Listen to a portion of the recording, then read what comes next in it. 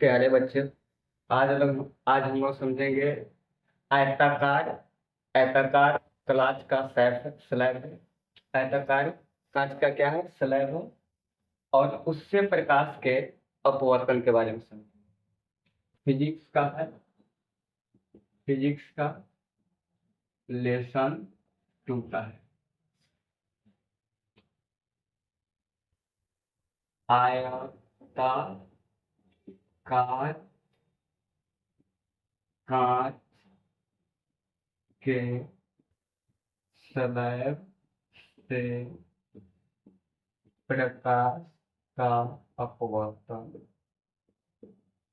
प्रकाश का अपवर्तन। देखो, आयताकार कांच के स्लैब से प्रकाश का अपवर्तन के बारे में हम लोग आज सुनेंगे। इसमें हम क्या बना लेते हैं पहले? आयताकार कांच का स्लैब। यह हमारा आयताकार कांच का क्या हो गया? स्लैब हो गया। अब इसमें हम लोग क्या करेंगे?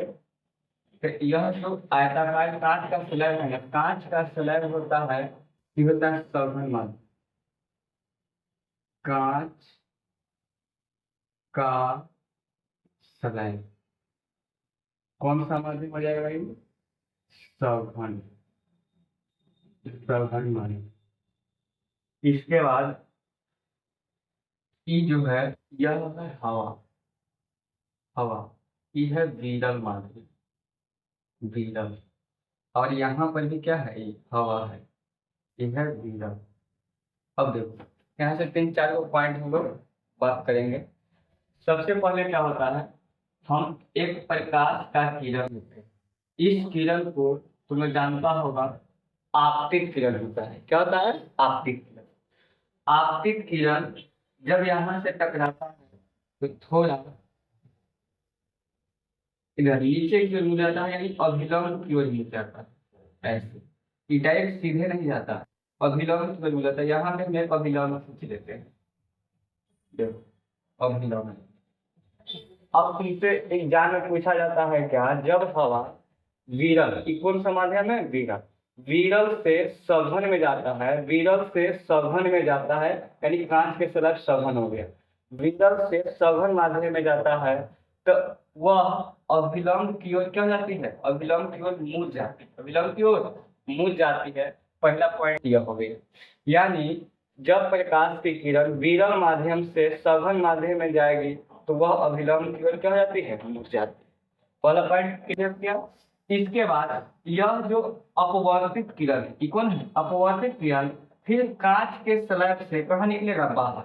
जब कांच के स्लैब से बाहर निकलेगा ना, तो यह ऐसे हो जाता है, दूर हट जाता है। और यह दूर हटता है ना, तो इसको बोलते हैं अभिलंब। ये क्या होता था? अभिलंब। अब देखो, सघन से, ये कौन माध्यम है? सघन। सघन माध्यम से और विरल माध्यम में आ रहा है। हवा एक क्या है? बताओ तो, विरल माध्यम होता है। हवा एक विरल माध्यम होता है। हवा एक विरल माध्यम होता है। तो अब देखो, यहाँ से अपवर्तन, ये जो अपवर्तन किरण है, आपतित किरण ही है, और ये अपवर्तित किरण है। अपवर्तित किरण जब बाहर निकलती है तो इसको निर्गत किरण कहते हैं। क्या कहते हैं?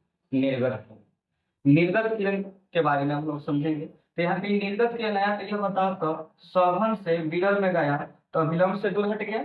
अभिलंब से कहाँ हट गया? दूर। देखो, ये अभिलंब की ओर नजदीक आ रहा था, ये कहाँ? दूर भाग है। तो ये अभिलंब से क्या हो जाता है? दूर हट जाता है। तो 2 पॉइंट हो गया।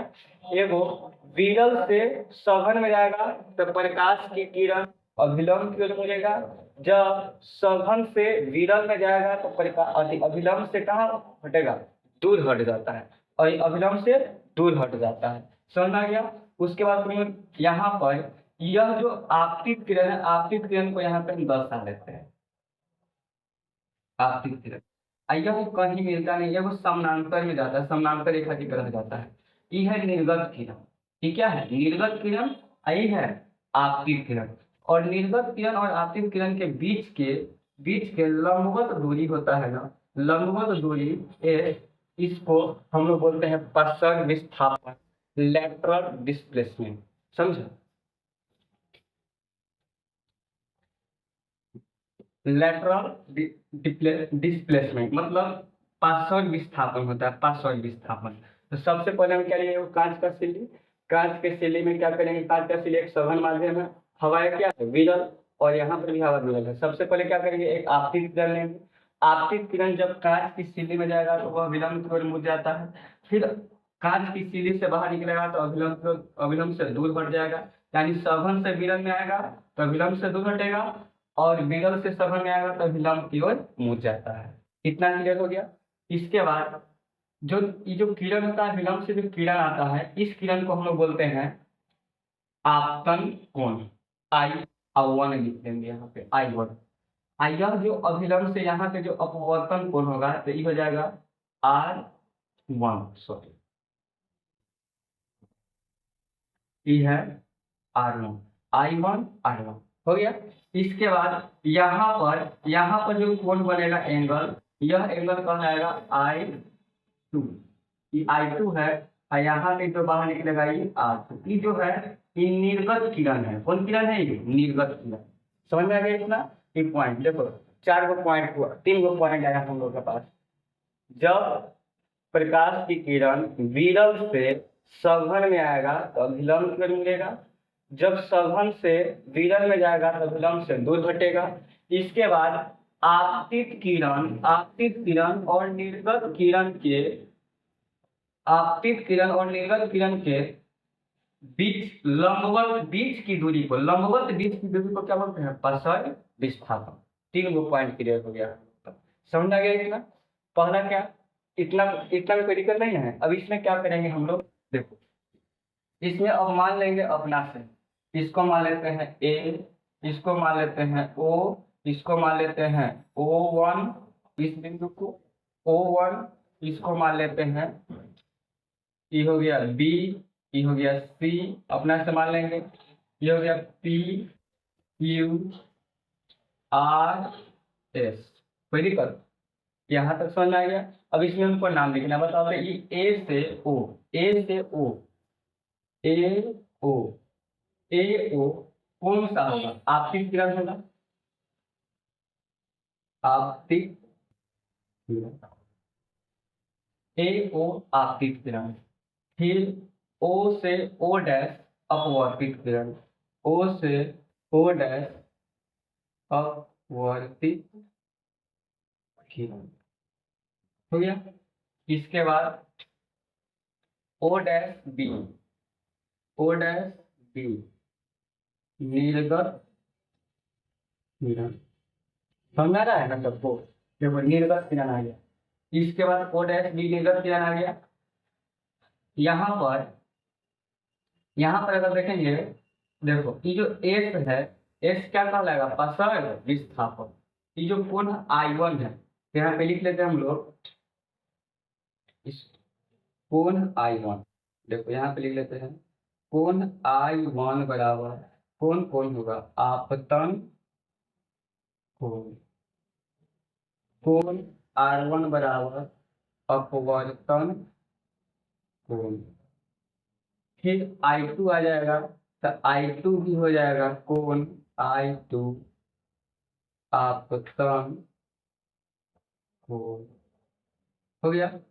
फिर यहाँ पे जगह नहीं निकला है, ऊपर लिख देते हैं कोण R2 R2 R2 हो जाएगा हमारा निर्गत कोण। समझ आ गया सबको। यहाँ पे ये पूरा नोट डाउन कर लेंगे तो हमारा ये पूरा समझ में आ गया।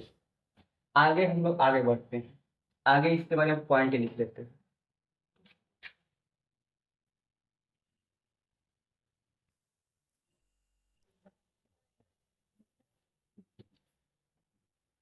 पहला पॉइंट में क्या होगा, जब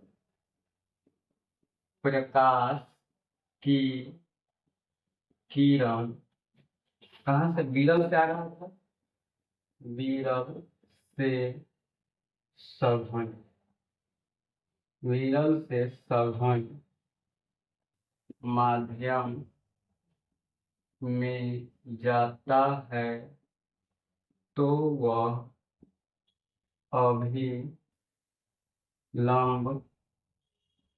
की और मुड़ जाता है, अविराम की ओर मुड़ जाता है। पहला पॉइंट। दूसरा पॉइंट, जब प्रकाश की किरण सघन से विरल माध्यम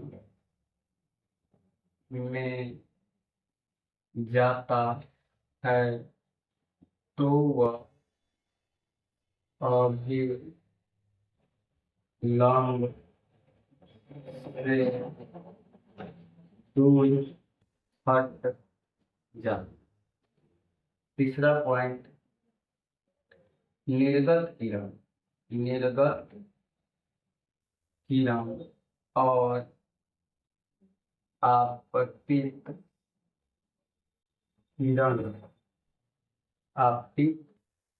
किरण के बीच के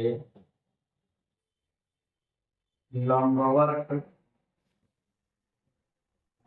दूरी को पास्टर विस्थापन कहते हैं। इतना अपना कॉपी में नोट डाउन कर लीजिएगा। हो गया इतना, 3 गो पॉइंट हो गया। अब आप लोगों का दिक्कत क्या होगा, सघन किसको कहते हैं, विरल किसको कहते हैं, पता नहीं होगा। देखो, जिस जिस माध्यम में प्रकाश का वेग सबसे अधिक होता है उसे क्या कहते हैं, सघन माध्यम। यानी सॉरी विरल माध्यम में क्या होगा, विरल में प्रकाश का वेग अधिक होता है, सबसे अधिक होता है प्रकाश का वेग। और दूसरा में आ जाएगा सघन माध्यम में प्रकाश का वेग कम होता है, यानी प्रकाश बहुत कम स्पीड से जाएगा और विरल माध्यम में बहुत ज्यादा स्पीड से जाएगा। अब यहाँ पे हम समझेंगे विरल माध्यम किसको कहेंगे, तो कौन कौन है, तो हवा हो गया, निर्वात हो गया, यह है क्या बताओ तो विरल। सघन माध्यम में क्या होगा,